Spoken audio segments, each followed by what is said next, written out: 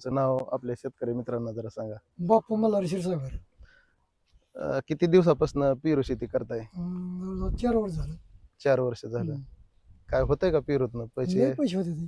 होत्यात? पैसे लय होते. पहिल्या साली झालं 7 लाख, दुसऱ्या साली 24 लाख झालं. हा हम्म.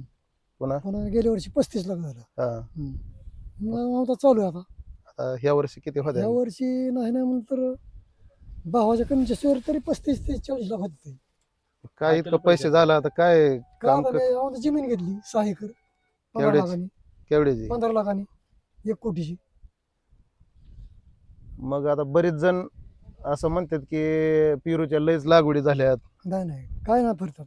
हम्म? किती जरी झालं तरी ती भावही राहणारच. आता 5 वर्षापासून तुम्ही आहेत ह्याच्यामध्ये. नाही. आता पैसे अजून होते. लावायची का बाग आता का? औंदा 2 एकर लावायची आता 2 एकर लावायची. पैसे होत्यातच का? 100% होत्यात लय का? पैसे होते. पैसेच नाही काढायचे. पैसे होते ते. पहिल्यांदा बाग लावताना पोरांना काय म्हणत होता हो तुम्ही? नको म्हणतो तुम्ही लावू नका. काय करीत होता ह्याच्या अगोदर? ह्याच्यावर काय बाग होती द्राक्षाची, हा कांदा होतं, हम्म सोयाबीन होत काय परवडत नव्हतं. त्यात मध्ये कर्ज झालं आमच्या मागं. हा ती कर्ज फिटून गेलं की झटक्यालाच. कशामुळे फिटलं? पेरूतनं? पिरूमुळे फिटलं. हम्म पेरूतनं प्रगती झाली का? झाली लय बेस्ट झाली. ह्यांनी प्रगती लय झाली. श्रेय कुणाला देता हो? हम्म?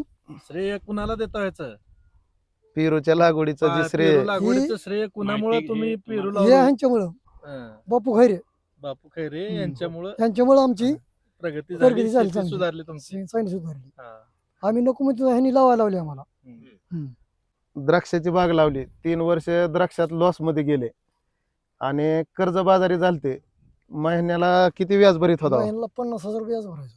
नुसतं व्याज महिन्याला भरायचं. 50,000 रुपये भरत 50,000 होते. व्याज भरायचं. अशा कंडिशन मध्ये हम्म. हे होते. आता ह्या वर्षी कोटी रुपयाची जमीन घेतली तर ही प्रगती होते मित्रांनो पेरू शेतीमधून.